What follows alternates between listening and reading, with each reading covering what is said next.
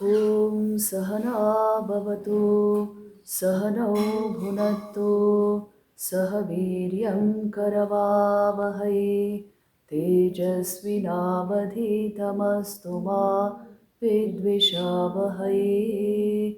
Om Shanti Shanti Shanti. So we will continue our study of self-knowledge from the Katha Upanishad.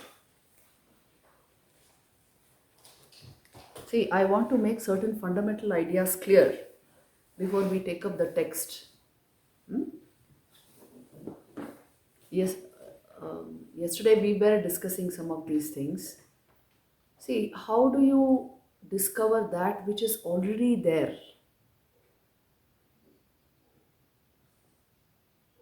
The self is already there, isn't it? The self, is it that you have to find it out? It's not there and you have to like search for it and find it out? No, you as pure consciousness, that aspect is always there. It is not aspect, actually it is the source of all things. But just now I am mistaking my identity to be in body and mind.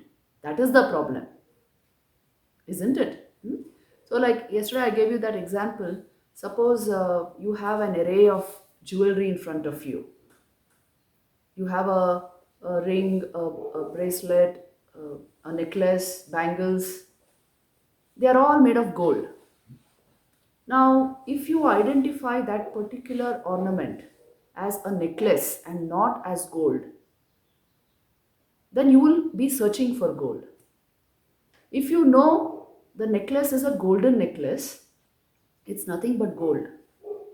In a particular shape, form, size, with a particular name, but it is nothing but gold, then I will not search for gold separately. Isn't it? Now, the vision of Vedanta is the actual essence of Vedanta is, you see, what you are calling a thing outside of yourself, an object outside of yourself, it's nothing but name and form superimposed on the fact of consciousness. So I can see the what is in front of me as an ornament or as gold. The ornament is actually an appearance of gold, isn't it? The essential thing there is gold. The ornament is an appearance, but we never see it like that. Please see, this is to understand adhyas, you must understand this nature of your mind. It has given such importance to name, form, shape, function, size, the look of it, the appearance of it, that we don't see the actual content. So also when you go to the ocean, how do you describe it? You don't describe it in terms of water.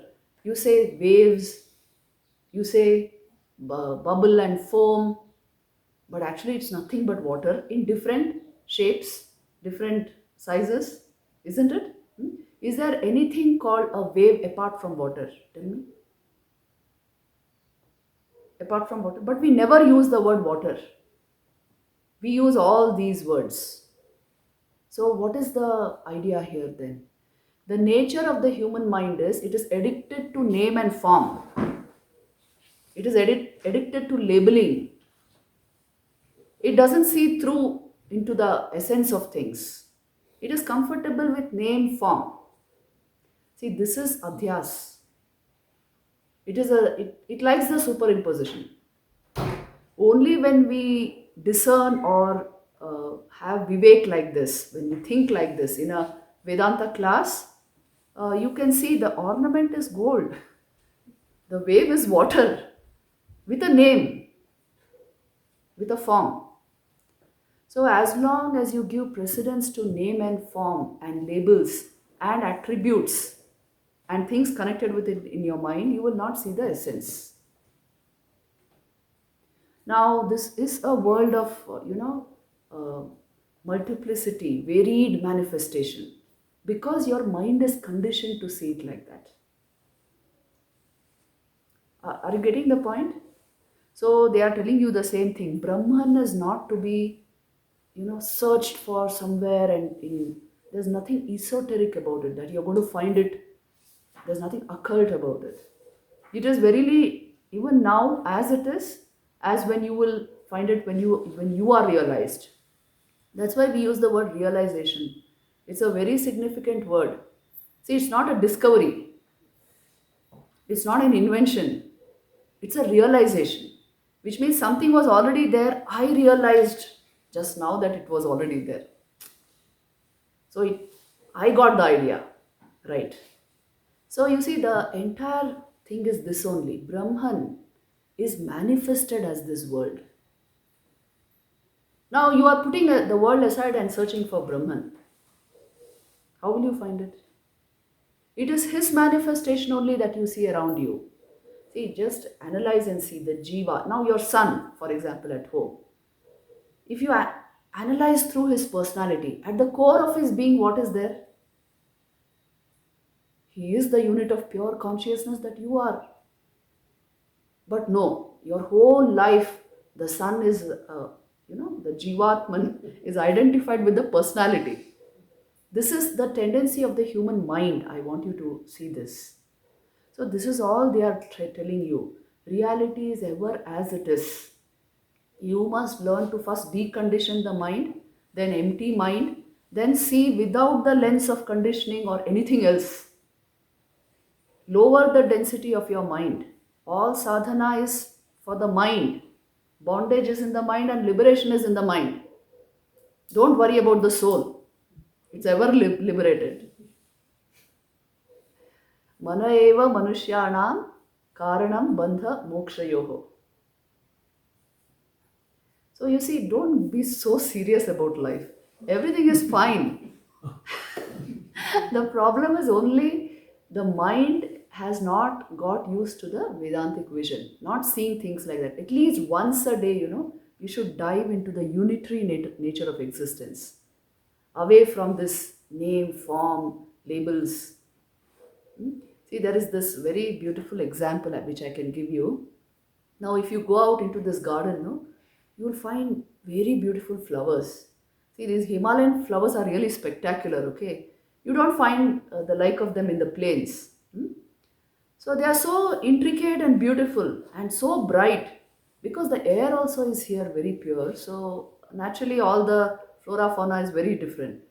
So when you look at a flower, see, you can enjoy the flower if you just rest your mind on it. But if you start thinking, what is its name? Let me go and look into Google, or I'll take a photo, or what are its characteristics, which particular phylum it belongs to, which class, how do you taxonomize it? Like if you go like this, you will get completely involved in the thought process. You won't enjoy the flower. You won't see the essence of it, the sheer beauty of it, the luminosity of it. See, when the mind kicks in, it can do all this. As if the identity of that flower, the reality of that flower depended on your finding out its name. Does it depend on that? Tell me. Hmm? See, nature is nameless. Nobody ever asked for something which, when you look at something, it is there for in all its beauty as it is. You don't have to add attributes and name and form and your memory and everything to make it beautiful. When a baby is born, is anybody born with a name, a label? All that is given. It's just a beautiful piece of life, humanity in consciousness. But no, for us personality is so important because this is the way, these are ways of the mind, your mind. It learns to think of anything in terms of, all these labels. So you must stop this process. This much you do, you will see life in a different light. Everything you will see in a different light. And the more acutely you want to label things and See, that's why I told you yesterday, I told you, know, which are the type of people who won't get knowledge. People who are very acute about the superficial will not get knowledge. So you require a different vision. When you transform your own consciousness, you switch your perceptions and you will see the reality of the thing as it is. Stop using any other means, the means which the mind will contribute. Just stop using those means. See the thing as it is. So if you see life like that, this is what they are going to tell you, the universe like that, you will see it as only Brahman. See this idea, no, it is very striking actually. Again and again they are, you know Shweta Ketu's story, isn't it? The pot is nothing but clay. There is nothing called potness because it is clay in a particular shape that you are calling pot and to which you have given the name pot. But there is nothing there more than clay. So this thing has to be digested. So also the father Uddalak tells Shvetaketu, there is nothing but universe and you are superimposing name and form on that and giving objective reality to things. It is only consciousness. It has to manifest in different ways, no? That's how it's manifesting. So the world is pervaded through and through with Brahman. Where are you going to search for him? He is the light in your eyes. Where are you going to search for him? Because he is the awareness of your being. So like this, this our whole purpose of hunting for the reality somewhere. This is you see put down. All they will tell you is you change your vision, change your insight. Develop that sense which will help you see Brahman where he is, not where you want him to be. If he is only locked up in the temples, tell me, and if he is only where, you know, where I feel good about it, then there's something wrong with me. He is in every human heart. He is shining in your eyes as your awareness. Yes, he is what enlivens your pran shakti from within. But no, I can't find him there. I can only find him in the shrine. This is a kind of disease, you know. So if you see, Vivekananda made this very plain. God is transcendent, God is also immanent. If you can't find him in your brother, don't think you can find him in any temple. If I can't see the goodness of the human being because the divinity is shining through that, I will not find that divinity anywhere else.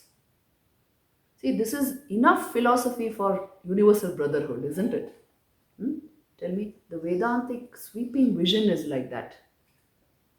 That the essence of every human being is divine, whether you like it or not, whether you know it or not. So don't judge in terms of personality or mind. That's a huge error according to Vedanta. So first thing is you must apply it to yourself. You know, Jnana is to be applied to oneself first. Then you will understand this correctly. I told you from the microcosm comes the knowledge of the macrocosm. People apply bhakti to themselves. One great Maharaj actually said this. But they apply Jnana to others. You must first apply Jnana to yourself. Then you will understand the nature of this macrocosm. So this is, see, they will be telling you all this in so many mantras now. Go to mantra number 12. Esha sarveshu bhuteshu. Esha sarveshu bhuteshu gudho atmana prakashate drishyate tvagraya buddhaya sukshmaya sukshmadarshibhihi. He is hidden in all beings and hence he does not appear as the self of all. But by the seeds of subtle things he is seen through a pointed and fine intellect. So the whole aim is to become Sukshma Darshibhi, to develop this Sukshma Drishti, Because reality is not invented, it is to be seen as it is.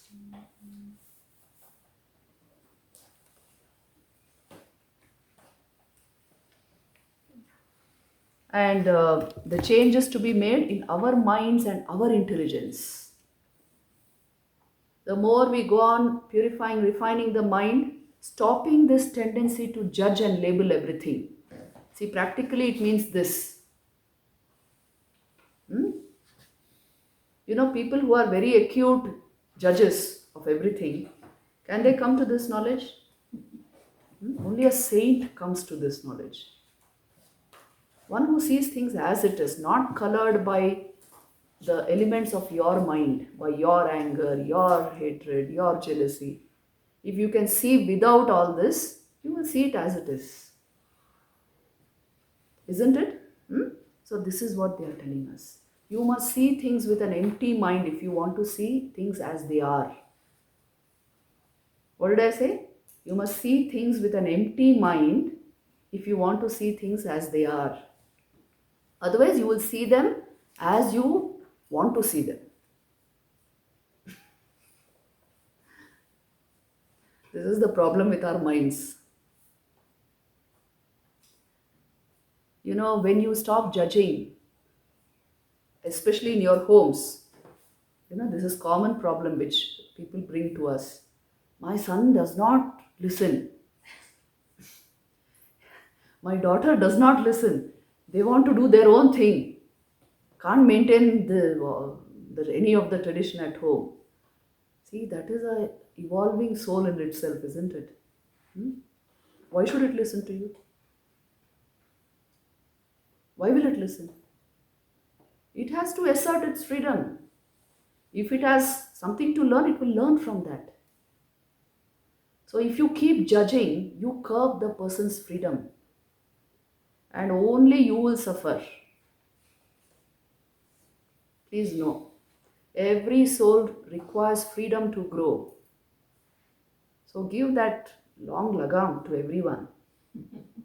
Their intelligence will develop that way because, wisdom grows with experience.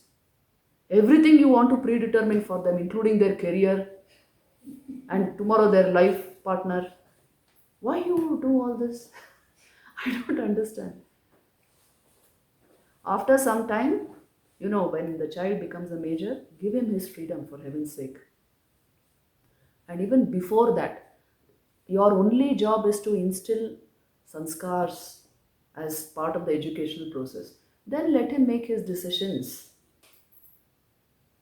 Vivekananda used to say, freedom is the first condition for growth. So if you don't give that freedom, that soul will not grow.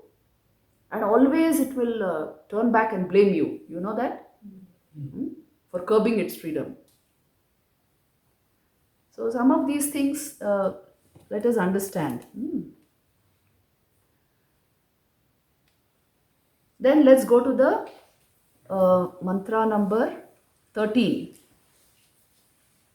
See, another beautiful method is given. Yatche vang manasi pragnyas tad yatche jnana atmani mahati niyatche tad yatche chanta atmani.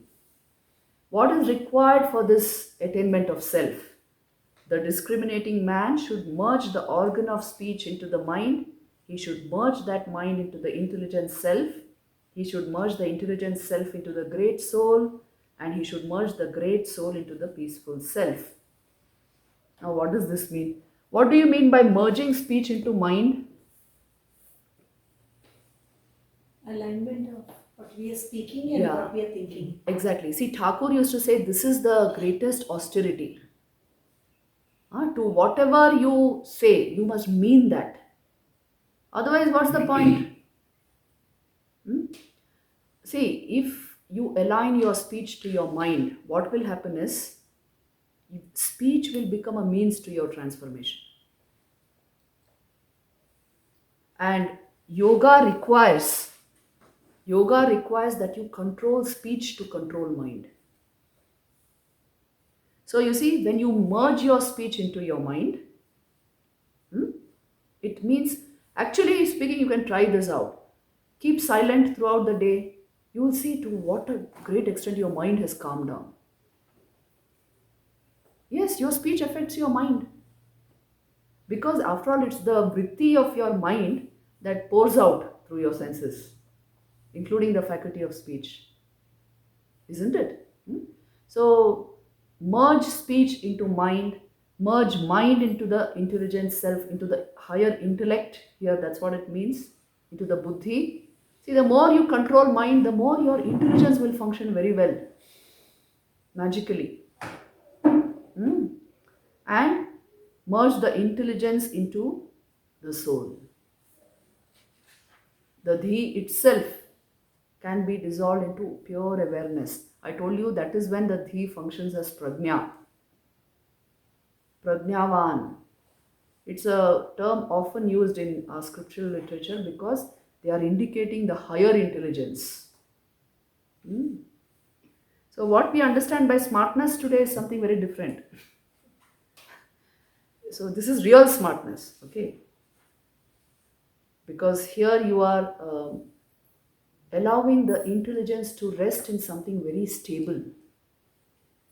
So, that intelligence will be extremely sharp and clear, and it will lead you also to the self. Thus, merge the self into the great self.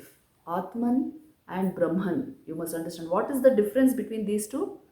See, Atman is the a kind of individual concept of the soul. Brahman is the universal consciousness. Are they two different? They are not different. Consciousness cannot be in the plural. Can it be the plural? Think and see. It's only one consciousness. So Atman is Brahman. When you see it in a localized manner, because you think you are body and mind, so you think there's a self also in that body and mind. So then you call it Atman. But actually speaking, it is in your in consciousness that you are positing a body and mind. See, this is to be realized, to be understood. Please think in this way. Let me give you a kind of thought experiment. See, please understand, before you think, I am this particular personality, I am Pravrajika Divyanandaprana or whatever, what is the most fundamental aspect of your existence? It is the I am. It is more fundamental to your name and your personality, your sense of being. In that awareness, that I am is nothing but awareness. In that awareness, there arise thought currents, through which you identify with the body and with the personality sense. So you see, it is not the primary aspect of your being.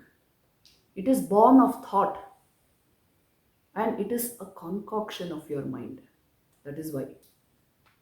Your own experience of yourself at any given moment of time, especially you can catch it in these places, is I am.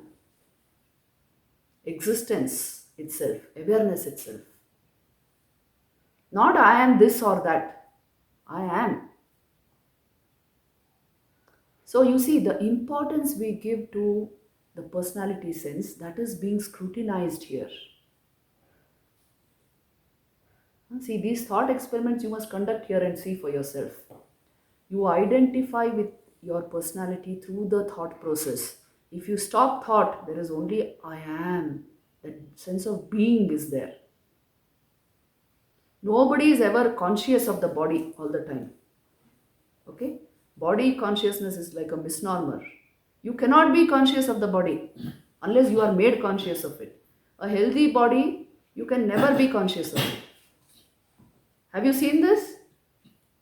Yes. You are identified with the body through a thought process because others are expecting you to be identified with this system because they see you as a personality.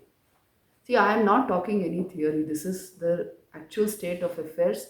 You must catch it in places like this.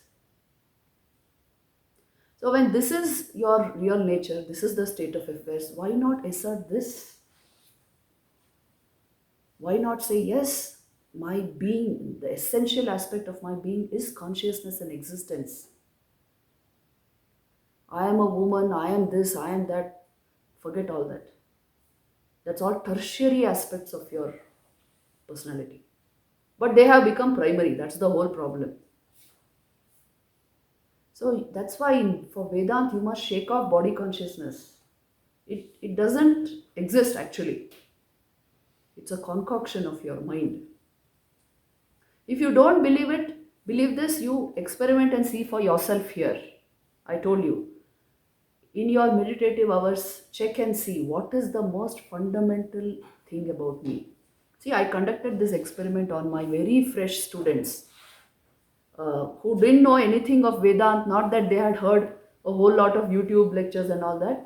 But I asked them in the classroom, I asked them, tell me what feels like the most uh, fundamental aspect of your existence. Is it your thought? Is it your emotion? Is it your will? Is it your awareness? Or none of these? I asked them this question. And after 1 minute or so, one boy said, it is awareness. Then I said, isn't it thought? He said, no, it's awareness. How did he come to that? Because that is the nature of your existence. Your experience will be like that. But no, no, Mataji, I am such a personality. At least to yourself, you should not lie, isn't it? You can pose as anything in this world. This is a world of appearance. You can appear as anything.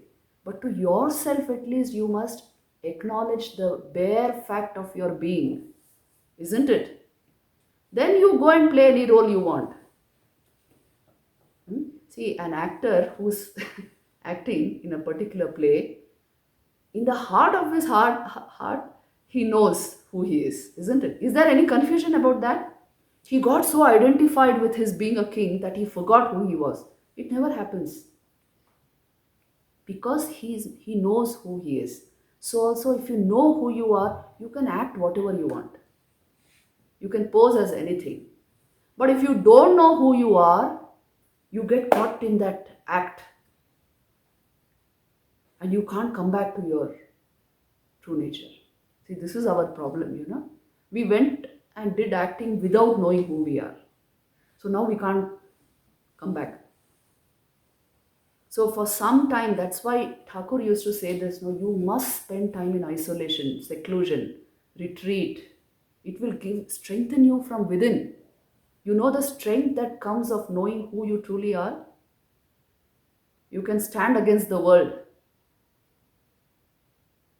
because you know who you are. So this inner strength only comes with spirituality. Please know this. People who have manifested real great character strength, which also reflects as physical and mental strength, it comes from this. When Bhagat Singh was being taken to the gallows, for what fault, God only knows. That time he was reading the Gita and they pulled the Gita out and he said, okay, I will read it some other time. Because the Gita says, I am not the body. You destroy my body, nothing will happen to me. See, this strength comes from where? The more you dive into your own true being in isolation, the stronger you will get from within. And all the time leaning on somebody to give you your sense of identity, what a miserable state of existence that is, please see. And why will the world honor your identity, tell me? Is it bound to do that? A person who doesn't know himself, how will he be known by others? So first you must get this, a sense of yourself apart from everything, a sense of my own existence as consciousness and awareness. Then you see, you yourself will see its impact on your mind. People have come to this in various ways. That's why these mantras are very significant. I can tell you one very special incident. It is from the life of a Persian polymath of 11th century AD. long back. He came to this knowledge in his own way, in a very special way. His name was, actually he's called Avicenna in the West, but actually his name was Ibn Sina. You've heard of him, no? So he was a polymath, expert in many things. He suddenly thought that, see, what is my being about? Who am I? And then he invented a thought experiment. He thought that, see, suppose I was put into a balloon, those air balloons, and sent up into the sky and cut off from all physical and mental sensations, cut off from everything. Will I still not have a sense of my presence? No physical stimuli, no mental stimuli, my sense organs also closed. Nobody there to remind me who I am, or rather who I am not. Then will I still not have a sense of my presence? And he said, yes, I will still be there as I truly am, not as how the world sees me, but I will still be there. He came to Vedanta this way, So different people have used different techniques to come to this knowledge. If you are a deep thinker, you will automatically come to it. Let's go to the next mantra.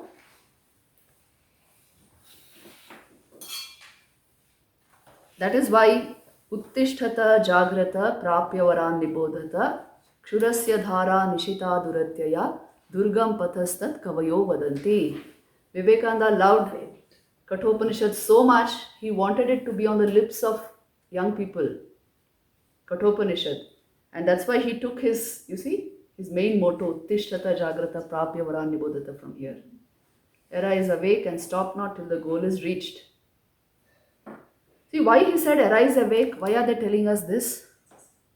Arise, awake, and learn by approaching the excellent ones.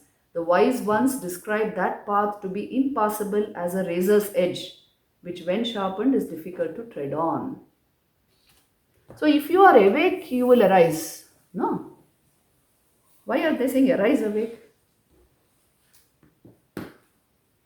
First you must jolt your mind, arouse your mind, and then it will awaken to the deeper awareness. It's exactly Vedantic.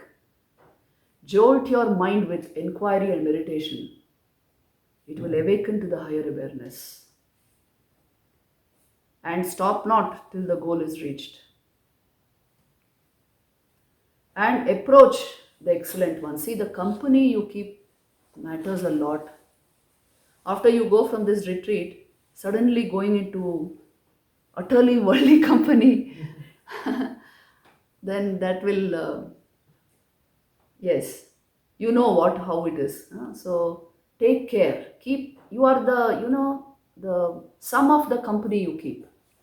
Your mind will start working like that. So take care of this. And then the wise ones describe that this path is impassable as a razor's edge. A razor's edge, even an ant can't walk on it. Very sharp razor. But what can walk on a razor's edge? Razor. Another razor alone. So you must become like that. That's what they are demanding. You become so subtle and so absolutely sharp. Make your intellect like that. You can walk on this razor's edge. Otherwise, it is very difficult. Backsliding is easy. And most people don't try to understand things without sadhana. That is the great tragedy. So you will never get a real hold over these things. If there is intense sadhana along with that study, you will get a wonderful hold over these things. Your own mind will show you the way. Swami Brahmananji used to say, at some point in a sadhak's life, the mind itself becomes the guru. So you see, beautiful ideas are there. Then we have the 15th. See, this is again beautiful description of the nature of the self. Ashabdam, asparsham, arupam, avyayam, tatha arasam, nityama agandhavachayat, anadyanantam mahata param dhruvam, Nichaya tan mrityu mukhat pramuchyate. One becomes freed from the jaws of death by knowing that which is soundless, touchless, colorless, undiminishing, and also tasteless, yet eternal. It is odorless, without beginning and without end, distinct from Mahat and ever constant. See all these characteristics. This is called the method of neti neti. It is not this. It is colorless, it's without color, it's touchless, it is soundless, it is undiminishing. What it is then? What is it? Why there is not the language of iti iti? Because I told you, your mind cannot conceive of awareness. And that is why you can't use the language of iti. So the language of neti is used always. It is not this, not this. And it is without beginning and without end. See, this is the only thing which is without beginning and without end. Because there is no causality in it. It is not affected by causality. In its presence, all kinds of causal laws work. But it is not affected by them. No time, no space, no causation. That is why it is eternal, ever present, and without beginning and without end. Are you understanding the logic? Distinct from Mahat. It is not even the cosmic mind. See, it has nothing to do with mind. And it is ever constant. So this is only pure consciousness, universal consciousness, divine consciousness, what is called Brahman. This is the truth of existence. Its nature is like this. Its characteristics are like this. In the language of neti neti, we are trying to describe it.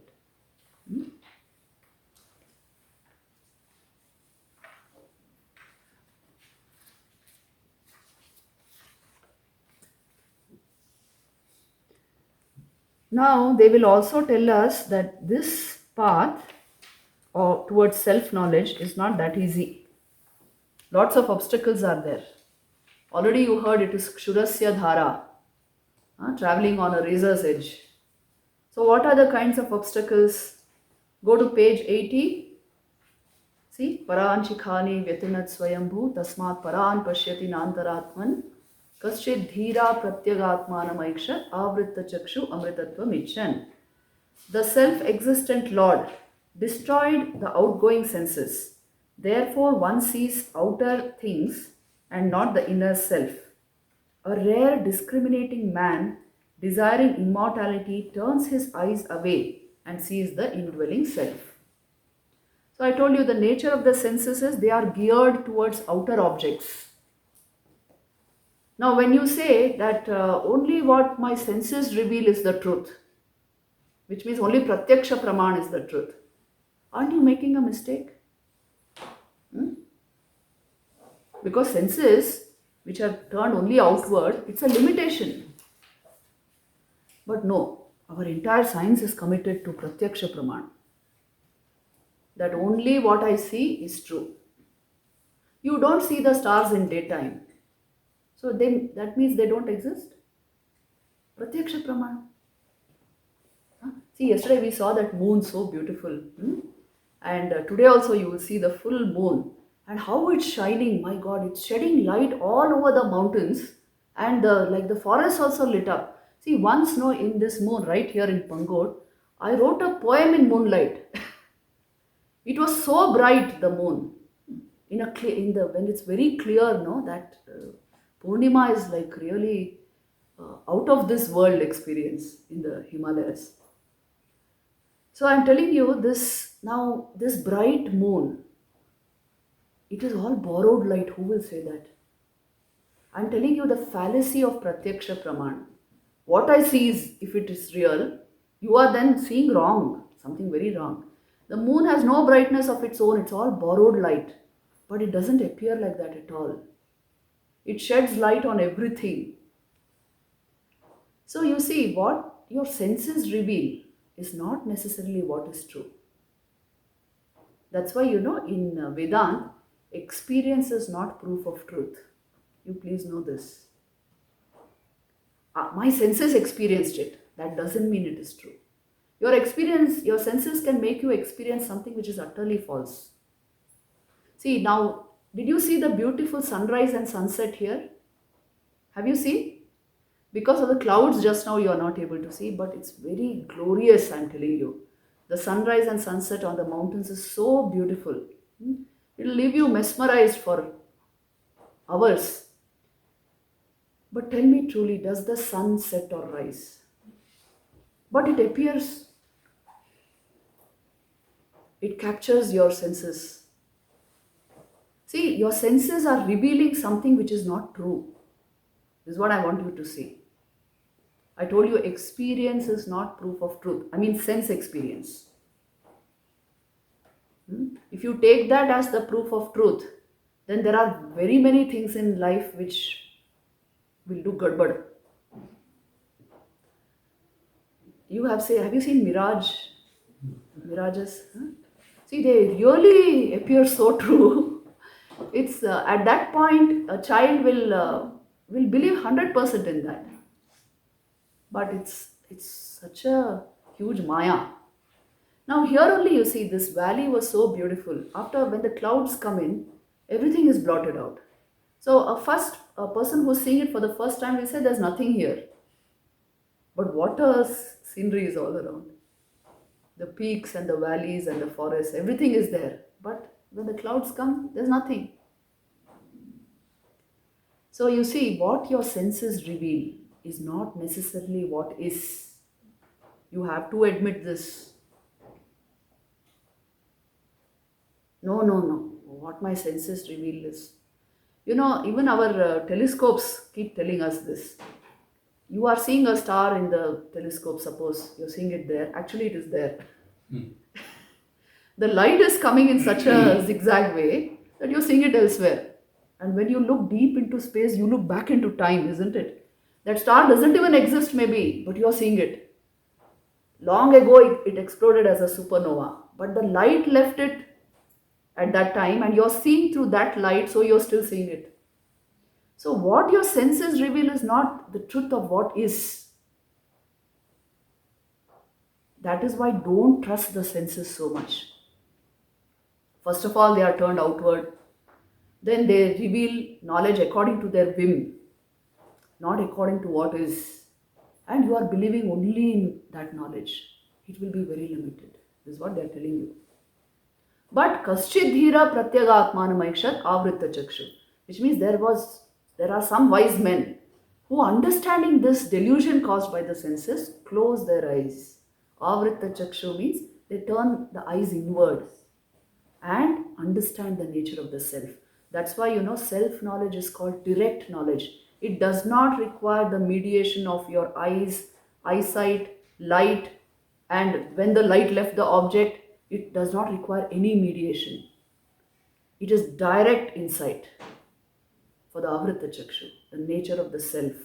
That's why it's called aparokshanubhuti, which means unmediated knowledge. Every other knowledge is mediated by a whole lot of factors which you are not acknowledging. That is the problem. See, for me to be able to see that mountain, how many things should happen, First of all, you see that glass. No, let's start with our eyes. My eyes should be functioning properly.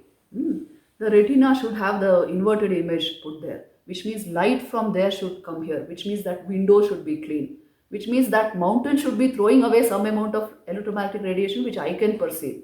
So many, and the air should not be so dense, like in Delhi you can't see what is few kilometers away. It should not be like that. So you see, so many factors have to play for me to be able to see an object which is right there. Isn't it? All this should be clear and then I can see that object. So this is called mediated knowledge. Paroksha Anubhuti. Pratyaksha Praman will only offer Paroksha Anubhuti. It's meant for that. Aparoksha Anubhuti, the senses cannot bring you. Aparokshanubhuti itself means unmediated knowledge, which means it's a direct insight which I develop, an intuition by which I understand the nature of the self. No mediating factors there, because it is my own awareness. I see objects through the light they throw out at me. The beauty of the self is it not just reveals objects, it even reveals itself. Because this is the light of awareness, not physical light. Is it making sense or it's going over the head? No, no, no. It's making sense. No? See, this is the beauty of the light of awareness. Light is only a metaphor being used. This light reveals itself, and the self reveals itself. Just like how you don't need a torch to see the sun because the sun reveals itself. It reveals all objects and it will reveal itself. So also is the self. That's why the sun was taken as a symbol of Brahman in the Vedic age.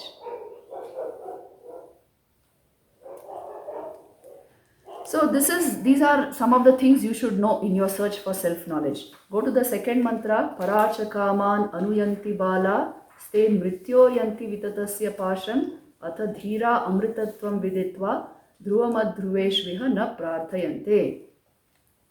The unintelligent people follow the external desires and get entangled in the snares of widespread death. Therefore, the discriminating people, having known what immortality is, in the midst of impermanent things, do not pray for anything here. See, the psychological need to curb your desires. As long as you are chasing what your mind says and what your senses say, you will not arrive at this knowledge. This is what they are saying. Somewhere you must put a stop and turn within. See, this is the whole point actually speaking. Because self-knowledge requires, see, it is not of the nature of renunciation. Would you call it renunciation such high-level intelligence? It's not about giving up something. It is about going for what is bigger, what is better. So renunciation has a negative connotation. This is actually giving up what doesn't befit you. Because the knowledge and the experience born of the senses is very limited. The knowledge and experience born of a mind which is conditioned only by sense knowledge is very limited. So you are turning the entire equipment inward.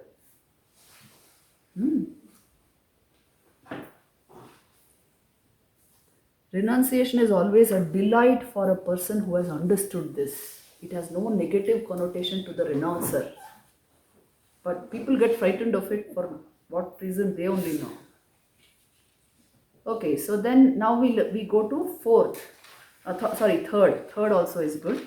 Yena rupam rasam gandham shabdan sparshanscha maithunan ete naiva vijanati kimatra parishishyate etadvaitat. What remains here, unknowable to this self, through which very self people perceive color, taste, smell, sound, touch, and sexual pleasure, this indeed is that. See, the idea here is consciousness is at the root, at the heart of your perceptions. Consciousness is at the seat of your perception. But you are so involved in those perceptions and sensations and mentations, you don't recognize this. So if you want to turn into the very seat of your perception, you must turn the equipment inward. Don't remain engaged only with the external. This is what they are telling you. Uparati. Uparati, it's called. Rati means the attachment to go outward. Uparati means the ability to turn inward. Etad vaitat, this indeed is that self. The very seat of all your perceptions. Swapnantam jagaritantam chobhau yenanu pashyati mahantam vibhumatmanam matvadhirona shochati. Having realized the great and all-pervading self, through which a man perceives the objects in both the sleep and waking states, a wise man does not grieve. Please see, even the experiences you have in the sleep state have consciousness at their core. They are also perceptions, isn't it? In your dream, the things you perceive, they are not real objects. They are made up by your brain. Yeah. You made them up and Now you're stunned by them. Look at your capacities. Your dream objects are spun by you, and you're totally believing in their existence as external objects. See, dream is Jagrat to the dreamer, isn't it? They entice you, they capture your attention completely. You believe in their existence as something external to you, and you are engaging with them. But at the seat of even those dreams is consciousness. In the light of your consciousness, your mind spun the dream and got involved in it. Like the spider web, it spins the web from itself and gets caught in it. Like that. See your capacity. All our Maya is our own making. That's what they're telling us. If there is no Vedant, it's a Maya-based existence. So this is what they are saying, that the self, through all your states of sleep and waking, uh, you are the self, and so the wise man does not grieve. Then you have, okay, I am jumping now to 11.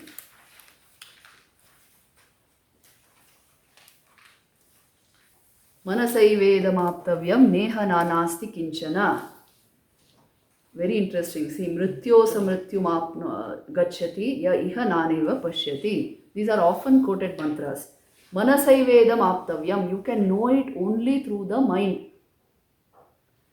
This is to be attained through the mind indeed. There is no diversity here whatsoever. Neha nanasti kinchana. And he who sees as though there is difference here goes from death to death. Mrityu samrityu gacchati ya iha naneva pashyati. See, is there any other way than the mind to know the self? But actually self is not mind, no? So how you can use mind? Another Upanishad says, see here they are saying manasaivedam aptavyam. Kenopanishad says manasana manute yenahur manomatam tadeva brahmatvam vidhi nedam yadidam upasat. You can't know it through the mind. Now what are they meaning? Here they are saying you can know only through mind. In Kenopanishad they are saying you cannot know through mind. We're seeing the unity. See, your mind can only know objects. So now when they are saying it cannot know the subject, obviously. I told you, you can't think of awareness. You can't conceive of awareness or consciousness. So when they are saying manasaivedam aptavyam, what they are saying is work on your mind to be able to transcend it. Work on your perception so as to be able to refine them. If you are wanting this goal, no, you will find the path to it. You will understand what they are trying to say. You have only one instrument, mind, antakaran. If you refine it to the extent it will reflect the light of the Atman, not that it will show you the Atman, it will reflect that light better and better, which means you will become deeply aware by yourself. You will know it. This is how the mind is to be used ultimately in sadhana. See, you don't see consciousness. You become deeply conscious yourself so as to know what the self is. So make the mind like that. It starts with becoming conscious deeper and deeper. Becoming more and more deeply conscious.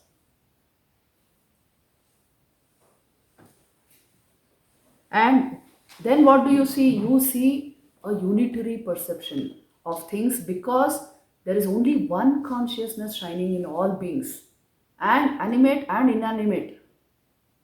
You know? See, this is difficult to explain because we think logically. But you must understand what they mean. See, according to Vedanta, even this is the self. Everything is the self. Only here it is manifesting only as Sat. It's not manifesting Chit and Anand. And in you it is manifesting as Sat and Chit and Anand also. So what is it that is blocking the entire manifestation is there is some amount of jada padartha there. Our own mind, you check and see, if it is full of tamas, it will make you unconscious, isn't it? If it is full of sattva, it will make you deeply conscious. It will reflect more consciousness.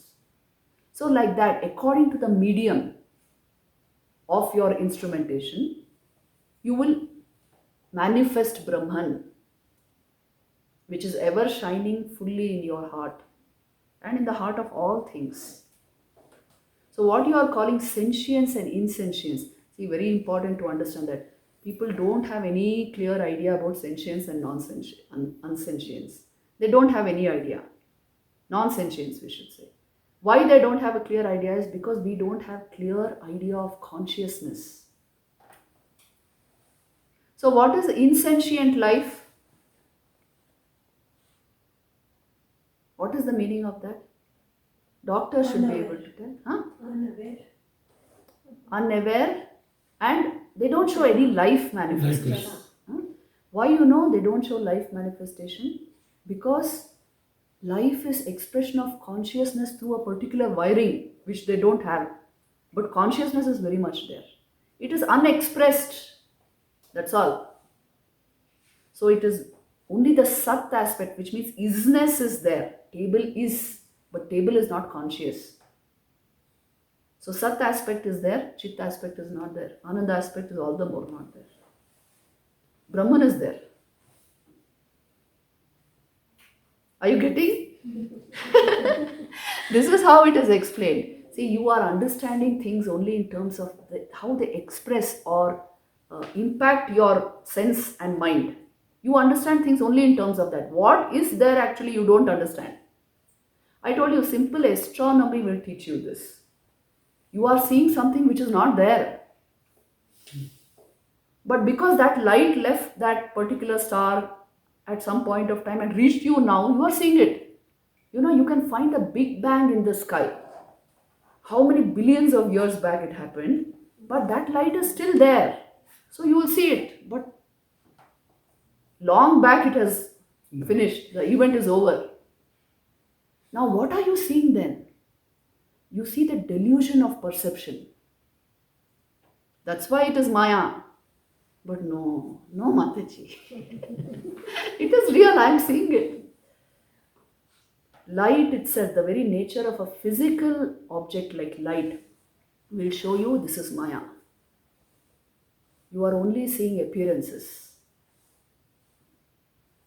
You see, even now this moon which we saw, it left, or the sun which you see in the morning, that light left the sun 8 minutes back. So you are seeing the sun as it was 8 minutes back. Suppose it has gone now, you wouldn't know. You will know only after 8 minutes. So what are you seeing? You are not seeing things as they are. So this much if you understand, you will see we are living in a crazy world of utter Maya. But even these theories can be contested, Mataji. Who knows No. that these theories are absolutely correct? No, these theories are absolutely correct because we know the nature of light today. We know that it is only, see, what you are calling an object is only seen through the light it throws out at you. Nobody can contest this. There's no other way of seeing an object. Just now I am seeing a whole lot of objects. It is only because this, now suppose I am seeing this. This has, yes, this absorbs a certain amount of electromagnetic radiation and throws out. That rejected light comes to me. Actually, the color of this object, is not white. It is what it has absorbed, but I will never get to see that color. I only see the rejected light, and that light shows me the color of the object. The very color of this object is a delusion. You are only seeing the rejected light thrown at you, which means it is not the light the object absorbed, which means it is not the light of the color of the object. Exactly. So you are seeing Maya all the time. You only have to agree. That's all. Because the world is so attractive, it doesn't make you see these things. If you ask me to go on Maya, I will go on for hours.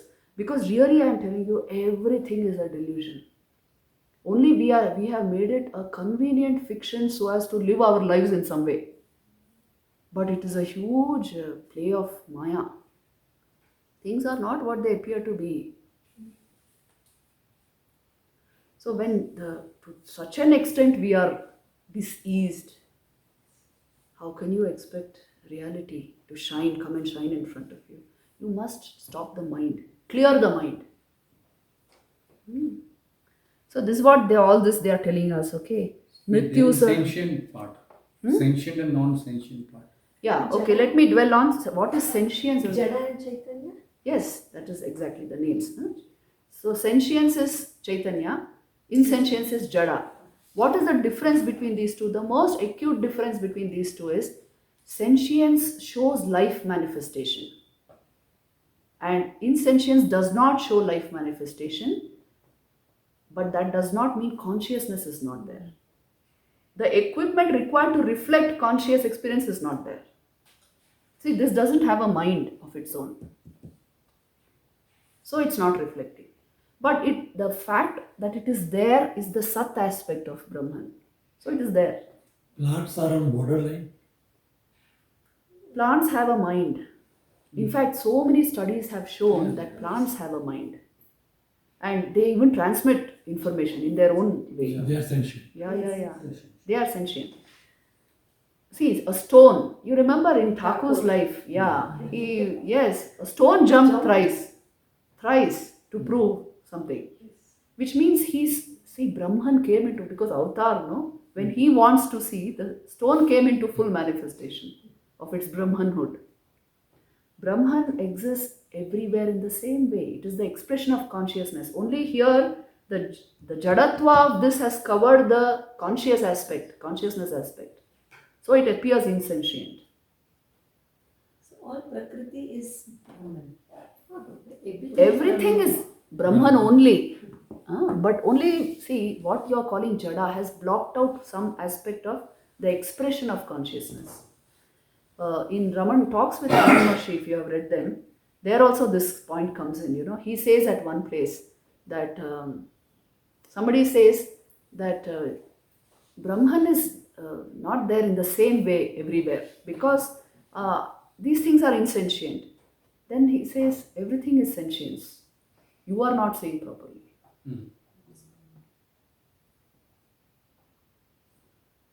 See, Thakur lived in a state of perpetual ecstasy, isn't it? And for a long time he lived in the state of Nirvikalpa Samadhi. So their perceptions are very different. Very, very different. What we cannot see, they see that. And they actually see Brahman in everyone. For them, form, name, all this has fallen. Attributes, they see something else. The cosmic mind. Yes, you can say through their cosmic mind or whatever, but what I'm saying you is the level of perception is changed when this knowledge is there.